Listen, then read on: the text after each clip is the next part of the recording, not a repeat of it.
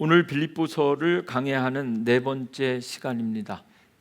하나님이 증인 되시는 삶, 그리고 이어서 복음에 합당한 삶, 그리고 지난주에는 하나님 아버지께 영광을 돌리는 삶, 이렇게 우리 삶의 문제를 돌아보고 있습니다. 오늘은 네 번째 빌립보서 본문 강해 설교 네 번째 시간, 하나님의 흠없는 자녀의 삶에 대해서 나누고자 합니다. 우리가 이미 봉독한 것처럼 설교 본문은 빌립보서 2장 12절부터 18절까지 말씀입니다. 하나님의 자녀로서 세상 가운데 흠없이 살아가야 할 삶의 모습을 오늘 말씀 통해서 크게 세 가지로 오늘도 함께 나누려고 하는데요. 먼저 설교 제목을 조금 더 여러분들에게 소개하고 시작하려고 합니다. 흠없는 삶, 하나님의 흠없는 자녀의 삶. 제목을 보시고 들으시면 느낌이 어떠신가요? 어떤 의미인지는 아시겠죠? 흠이 없다, 흠 없고 순전한, 이런 표현도 오늘 우리가 읽은 본문 가운데 있습니다. blameless, 부끄럽지 않은 삶. 흠 없다라는 것을 왜 한국말로 흠 없는 이렇게 번역했을까, 표현했을까? 그 내용을 좀 찾아보았습니다. 영어 성경으로 보면 부끄럽지 않은 blameless, 또는 창피하지 않은 삶, 하나님의 자녀답게, 그리고 책망할 것이 없는 삶, 이런 의미입니다. 영어 성경의 번역까지만 참조하면 말이죠. 그런데 이 바울이 이야기하는 빌립보서 2장에 나오는 흠없는 삶으로 한국말로 번역된 이 부분을 조금 더 깊게 그 성서학자들의 연구와 원문을 찾아보면 이것은 그냥 우린 다 하나님 보시기에 흠 있는 사람들인데 부끄럽지 않고 창피하지 않고 책망할 것이 없고 뭐 이런 그런 단순하게 그런 삶이 아니라, 여러분 구약 시대에 하나님 앞에 제사 드릴 때 제사의 방식과 방법에 따라 다양한 동물들이 드려졌잖아요. 그때 표현되고 번역된 그런 표현이 흠없는 양. 제가 이 성서를 번역한 대한성서공회의 번역자에게 직접 확인하지 않았지만 딱 그 느낌인 것 같아요. 그냥 단순히 믿음으로 크리스천으로 살면서 조금 부끄럽지 않은 삶을 살아보자, 흠없는 하나님 자녀의 흠없는 삶이 아니라, 이것은 구약 제사 때 하나님 앞에 제물을 드릴 때 양이든 염소든 비둘기든 흠없는 첫 열매, 그리고 가장 귀한 것 드리듯이 그렇게 하나님 앞에 지금 그대로 언제든지 드려줘도 하나님께서 받으시기에 합당할 만한 하나님 자녀의 삶. 오늘 설교 제목은 그런 의미입니다. 하나님의 흠없는 자녀의 삶. 지금부터 세 가지로 요약해서 소개하겠습니다. 첫 번째는요, 한번 좀 따라 하실까요? 두렵고 떨림으로 너희 구원을 이루라. 한 번에 가겠습니다. 시작. 두렵고 떨림으로 너희 구원을 이루라. 하신 김에 계속해서 본문 12절 말씀 함께 봉독합니다. 시작. 그러므로 나의 사랑하는 자들아, 너희가 나 있을 때뿐 아니라 더욱 지금 나 없을 때에도 항상 복종하여 두렵고 떨림으로 너희 구원을 이루라. 핵심은 너희 구원을 이루라, 이런 이야기입니다. 구원은 하나님께서 주시는 겁니다. 우리가 막 구원을 어떻게 행동으로 뭘 해가지고 구원을 이룰 수 있는 것이 아닌데, 사도 바울은 오늘 너희 구원을 이루라, 이렇게 말하고 있습니다.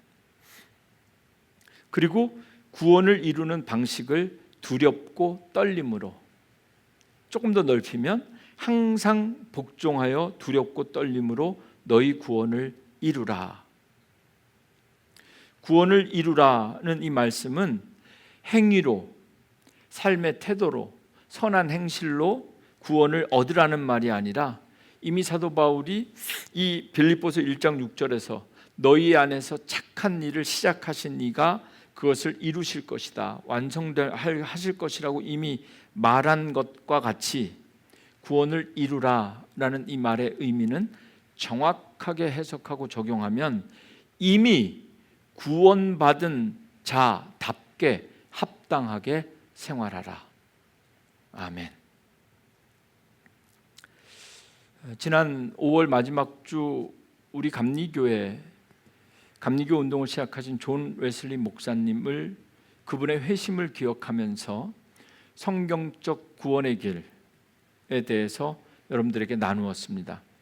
감리교뿐만 아니라 우리 모든 개신교는 구원의 시작과 과정과 완성이 있음을 믿습니다. 구원의 시작은 하나님께서 주신 믿음, 은혜로 시작하는 거죠.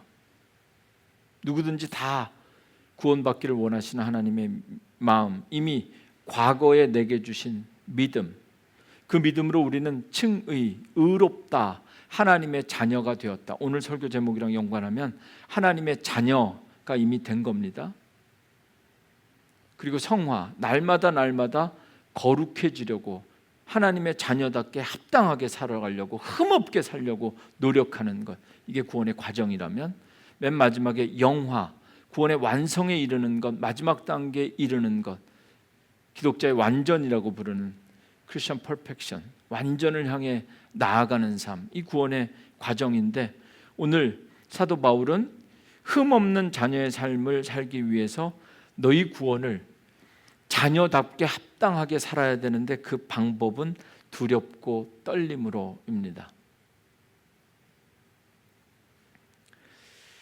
오늘 제 설교와 예배가 끝나면 속회마다 모여서 속장님의 인도와 함께 여러분들이 서로 이렇게 삶을 나누실 때 여러분들이 나누셔야 될 질문 가운데 하나가 하나님을 두려워해 본 적이 있는가라는 질문입니다.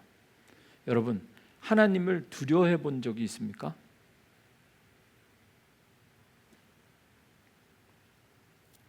저희 교회 일부 예배는 영상으로 드립니다. 일부 예배 때도 지금 2부 예배 때 교사로 섬기는 분들이 다 들어오십니다. 청년들도 다 들어옵니다. 그리고 오늘도 성전에 못 나오시는 분들은 아예 일찍부터 일부 예배 때 다 영상으로 예배 드립니다. 줌으로 예배 드리고 유튜브로 중계하고,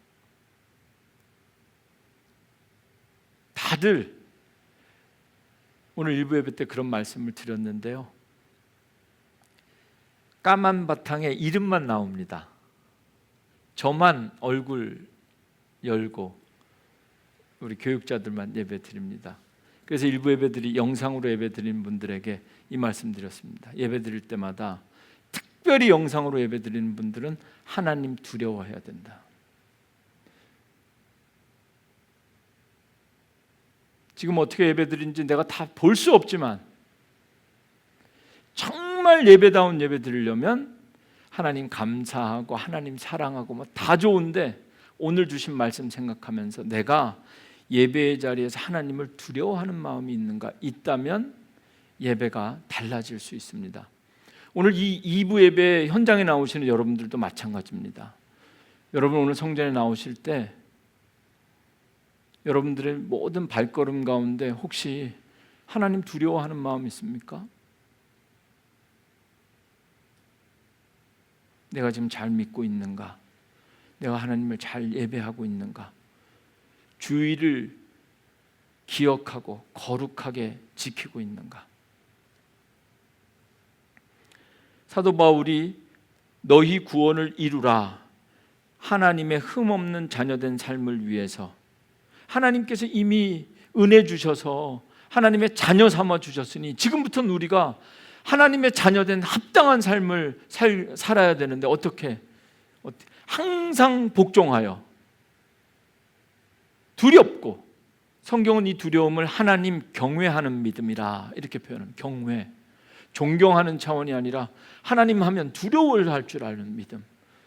제가 이 하나님에 대한 두려움에 대해서 몇 년 전에 아주 1년 내내 강조했던 때가 있는데요. 여러분, 하나님을 두려워하잖아요. 그러면 세상의 모든 두려움을 이깁니다. 그래서 이게 참 중요합니다. 여러분들, 우리 교회에서 신앙생활하는 분들이 늘 하나님 생각할 때마다 벌벌벌 떨라고 하는 이야기가 아닙니다. 정말 하나님을 두려워하는 사람들은 세상의 모든 두려움을 이긴다. 두려우면 떨게 되죠. 두렵고 떨림이 같은 것 같지만 다르게 이해할 수도 있습니다. 신앙생활은 조심스러워야 됩니다. 떨리는 마음으로. 두려울 뿐만 아니라 예배 자리에 찾아올 때부터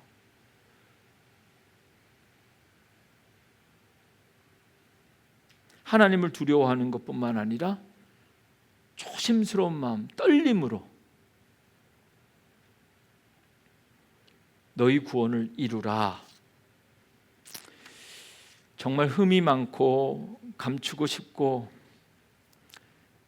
부끄러운 것이 많은데 우리가 어쩌다가 하나님의 자녀가 된 것이 아니라 하나님의 은혜로 하나님의 자녀가 되었습니다. 아멘 하시면 좋겠습니다. 하나님의 자녀가 된 것도 참 감사한데 올해 우리는 하나님의 동역자가 되었다, 이렇게 고백하게 됩니다. 항상 부르심에 복종하고 두렵고 떨림으로 구원을 이루기 위해서, 구원의 즐거움을 누리는 것은, 그냥 마음껏 즐거워하는 것은 그냥 우리 뜻대로 마음껏 즐거움이 아니라 항상 복종함으로 두렵고 떨림으로 구원을 이루어가는 그 흠없는 자녀들의 삶 속에 구원이 날마다 하나님을 닮아가고 잃어버린 하나님의 형상을 회복하는 거룩한 삶의 과정, 오늘도 우리는 구원의 과정 속에 있음을 믿으셔야 됩니다. 이미 우리 안에서 선한 일을 시작하신, 우리를 구원하시겠다고 작정하신 분께서 내가 너를 반드시 구원하겠다, 이미 하나님께서 선언하셔서 의롭게 된 겁니다. 흠이 너무 많은데 하나님의 자녀가 된 겁니다. 그리고 이 일을 시작하신 하나님께서 마지막 때 반드시 내가 내 백성 구원하겠다고 하신 이 하나님께서 이루시는 이 과정 속에 너희 구원을 항상 복종하고 두렵고 떨리는 마음으로 하나님의 부르심 앞에서 흠이 없는 하나님의 자녀로 살아라. 다음 달쯤에 우리가 설교 시간에 한번 좀 다루게 될 본문일 것 같은데, 빌립보서 3장 다음 장이죠. 오늘 설교하는 다음 장 12절과 14절에 사도 바울은 이렇게 신앙 고백합니다. 내가 이미 얻었다 함도 아니요 온전히 이루었다 함도 아니라. 과정 중에 있다는 거죠. 이미 얻은 것도 아니고 온전히 이루었다 함도 아니라 오직 내가 그리스도 예수께 잡힌 받은 그것을 잡으려고 달려가노라. 흠이 없는 삶을 살려고 항상 복종하고 두렵고 떨리면서 그렇게 달려가노라. 형제들아, 13절, 나는 아직 내가 잡은 줄로 여기지 아니하고 오직 한 일, 즉 뒤에 있는 것은 잊어버리고 앞에 있는 것을 잡으려고. 14절, 표대를 향하여 그리스도 예수 안에서 하나님이 위에서 부르신 부르심의 상을 위하여 날마다 달려가노라. 여러분, 하나님의 흠없는 자녀된 삶, 첫 번째, 항상 복종하면서 두렵고 떨림으로 너희의 구원을 이루라. 여러분, 이런 삶을 통해서 우리가 흠없는 하나님의 자녀가 되기를 주님의 이름으로 축원합니다. 두 번째, 우리 13절과 14절 말씀 통해서 이번에도 함께 따라 하실까요? 모든 일을 원망과 시비 없이 하라. 한 번에 가겠습니다. 시작. 모든 일을 원망과 시비 없이 하라. 이 말씀은 13절과 14절을 묵상을 통해서 발견된 말씀인데요. 13절, 너희 안에서 행하시는 이는 하나님이시니 자기의 기쁘신 뜻을 위하여 너에게 소원을 두고 행하게 하시나니. 14절 다 함께 봉독합니다. 시작. 모든 일을 원망과 시비가 없이 하라.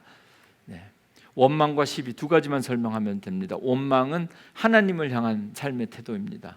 원망은 불평하고, 사전을 찾아봤더니 원망을 이렇게 번역했더라고요. 이렇게 해설했더라고요. 소리 죽여 불평하거나 마음속 깊이 불만을 품고 중얼거리는 태도.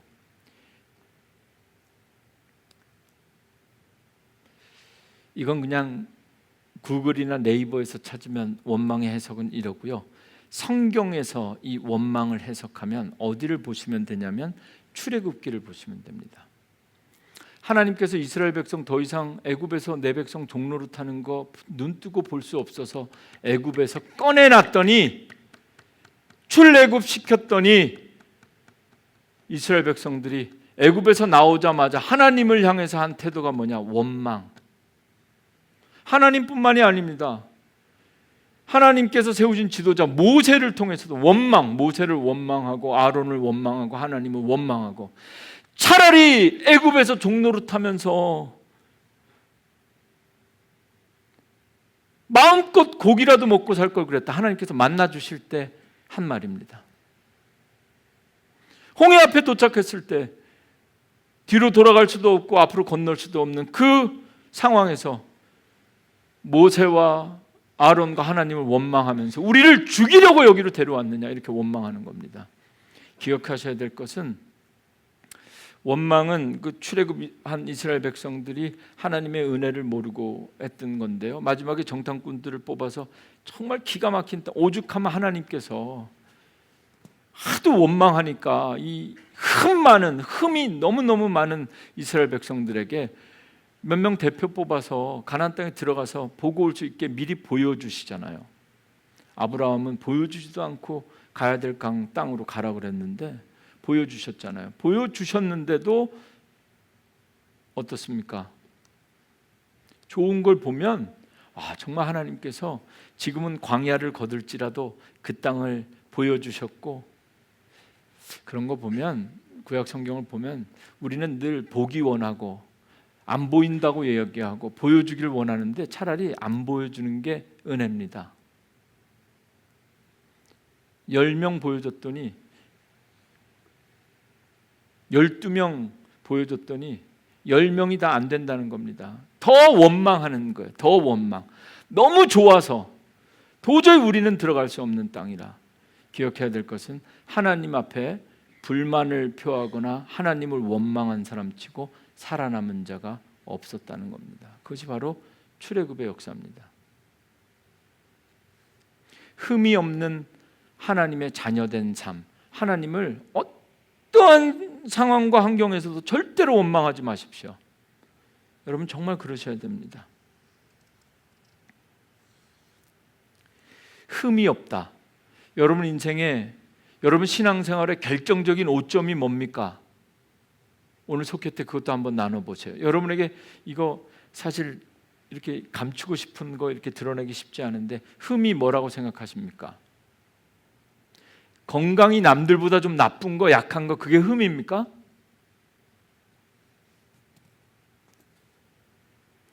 자녀가 다른 집 자녀보다 좀 더 부족해, 그게 흠입니까? 직장이 잘 찾아지지 않습니까? 그 흠입니까? 비즈니스가 하루아침에 완전히 망했으면 그게 흠입니까? 오늘 성경이 말하는 그게 흠이 아니라는 거예요.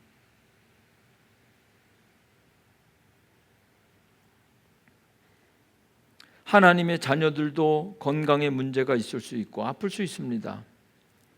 믿음으로 살면서도 직장에서 쫓겨날 수 있습니다. 아예 처음부터 직장 구하기가 너무 힘들 수도 있습니다. 기도하면서 날마다 가게 문을 열었는데 비즈니스가 안 될 수도 있습니다.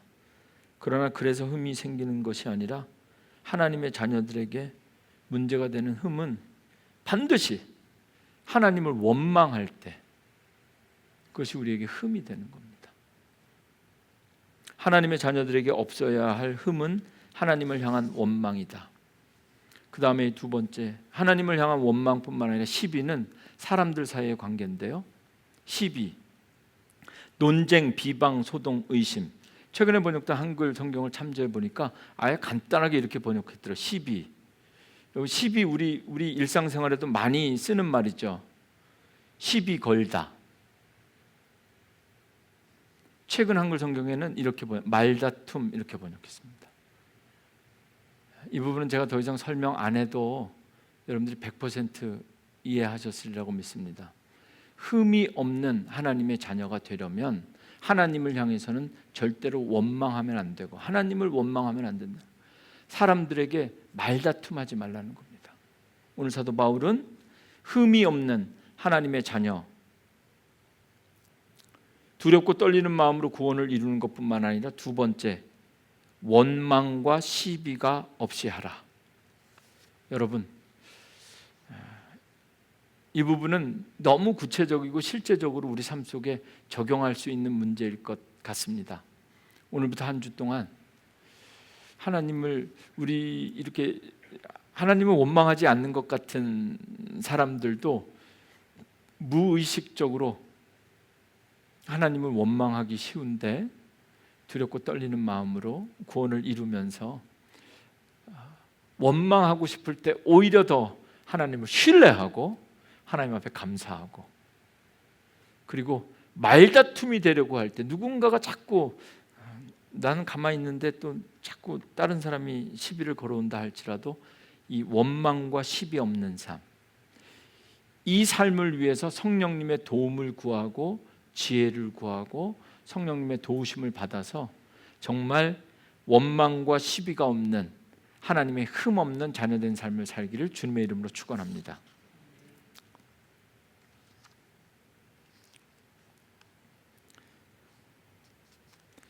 마지막으로 세 번째, 함께 따라해 보겠습니다. 나와 함께 기뻐하라. 한 번에 갑니다. 시작. 나와 함께 기뻐하라. 18절 마지막 말씀에서 발견한 말씀인데요. 17절, 18절 함께 우리 말씀 함께 읽겠습니다. 17절, 18절 우리 함께 읽으실까요? 시작.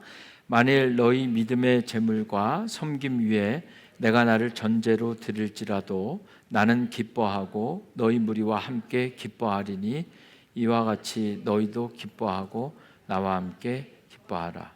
17절 18절 기뻐하라는 말이 엄청나게 많이 나오죠. 그래서 이것을 많은 분들이 빌립보서를 읽을 때 아주 특별하게 받아들입니다. 왜냐하면 지금 사도 바울은 감옥에 갇혀 있는데, 감옥에 갇혀 있는 사람이 밖에 있는 사람들에게 나는 감옥에 있는데 너희는 밖에 있으니 기뻐해라 이렇게 이야기하는 게 아니에요. 나와 함께 기뻐해라. 그래서 이것을 바울 신학 가운데 기쁨의 신학이라 이렇게 바울 신학자들은 부릅니다. 그리고 오늘 이 부분뿐만 아니라 앞으로도 계속 이 빌립보서는 기쁨의 서신이라 그러잖아요. 기쁨이 계속 나올 텐데 오늘 아예 언급된 김에 이 부분을 좀 정리하려고 그러는데요. 바울 신학 가운데, 바울의 고백 가운데, 바울의 체험 가운데, 간증 가운데 바울이 말하는 기쁨이라는 것은 무엇인가? 바울의 기쁨의 신학의 특징을 세 가지로 요약할 수 있는데요.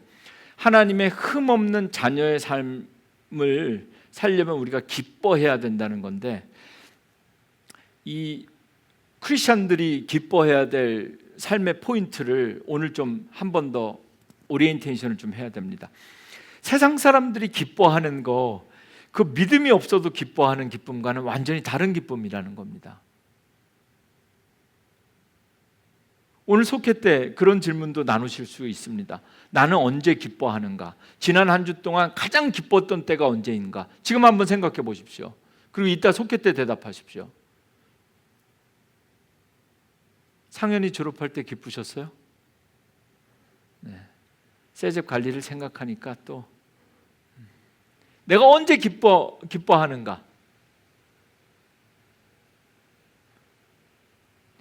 세상 사람들, 믿음 없는 사람들이 기뻐하는 것과 달리 내가 믿음으로 살면서 내가 기뻐하는 포인트는 어떤가? 다 이 바울은 그의 기쁨의 신학에서 세 가지 이야기한 첫째는요, 고난 속에서 기쁨입니다. 바울이 말하는 기쁨은 누구나 다 기뻐할 수 있는 그런 기쁨이 아니라 고난 속에서 기쁨.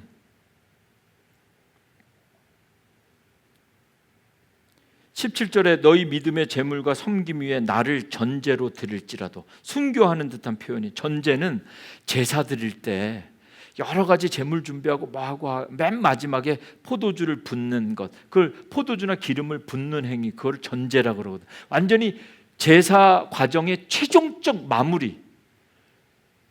내 자신이 그렇게 전제로 드려진다 할지라도 나는 기뻐하고 기뻐하리라.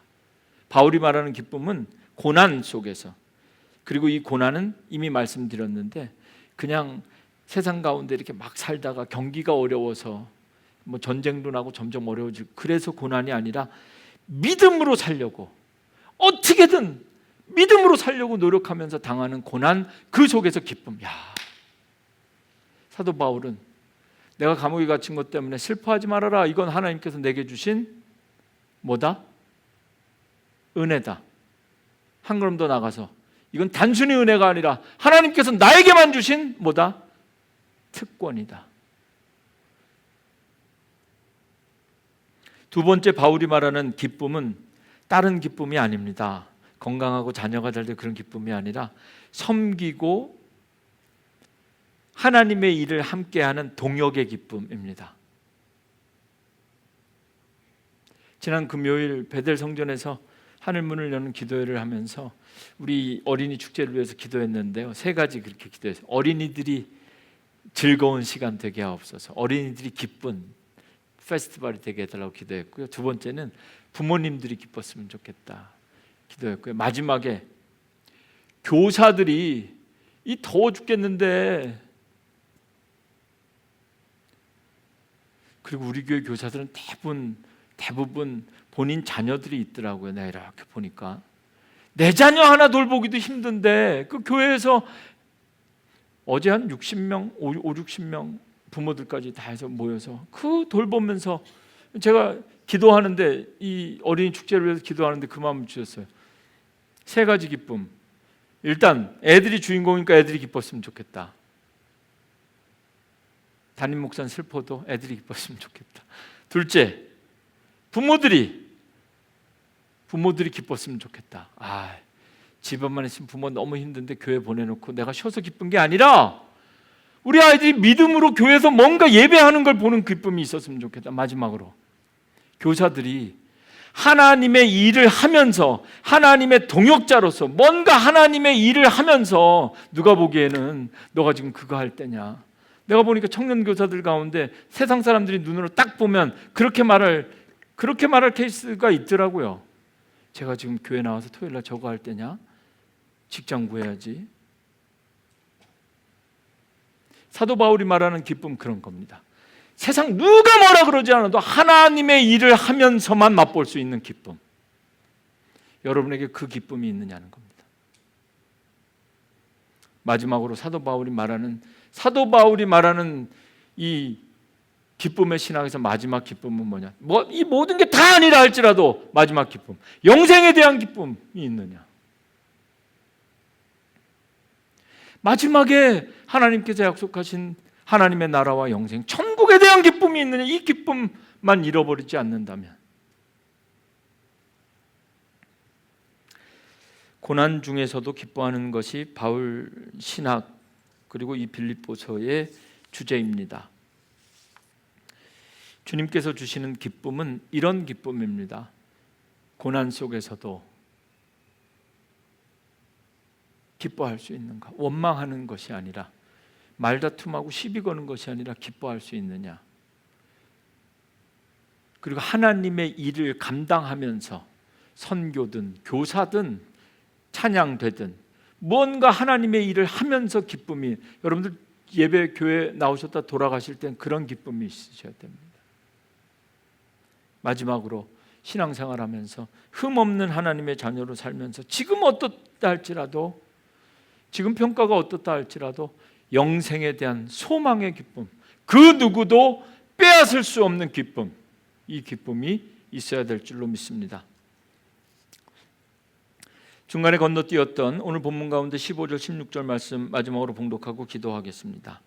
이는 너희가 흠이 없고 순전하여 어그러지고 거스르는 세대 가운데 하나님의 흠없는 자녀로 세상에서 그들 가운데 빛들로 나타나며, 오늘 설교 제목은 여기 15절에서 인용했습니다. 하나님의 흠없는 자녀로 세상에서 세상 사람들 가운데 반짝반짝 빛날 수 있기를 주님의 이름으로 축원합니다. 16절, 생명의 말씀을 밝혀 나의 다름질이 헛되지 아니하고 수고도 헛되지 아니하므로 그리스도의 날에 내가 자랑할 것이 있게 하려 함이라. 정말 마지막 오늘 설교 준비하고 여러분들에게 전하면서 정말 여러분들에게 권면하고 싶은 말은 이겁니다. 흠이 없는 자녀의 삶 열심히 사시다가 마지막에 그리스도의 날에, 마지막 날에 하나님 앞에 여러분이 꼭 자랑할 게 있었으면 좋겠습니다. 이때는 자랑해도 될 것 같아요. 평생 두렵고 떨리고 원망 한번 못 해보고 시비 한번 못 해보고 고난 속에서도 바보처럼 기뻐하고 뭐 웨이스트 타임, 시간 낭비하는 것 같은데도 하나님의 일을 하면서 기뻐하고, 그렇게 하다가 마지막에 하나님 앞에서 자랑할 게 있는 삶, 그리스도의 날에 내가 자랑할 것이 있게 하려 합니다. 기도하겠습니다.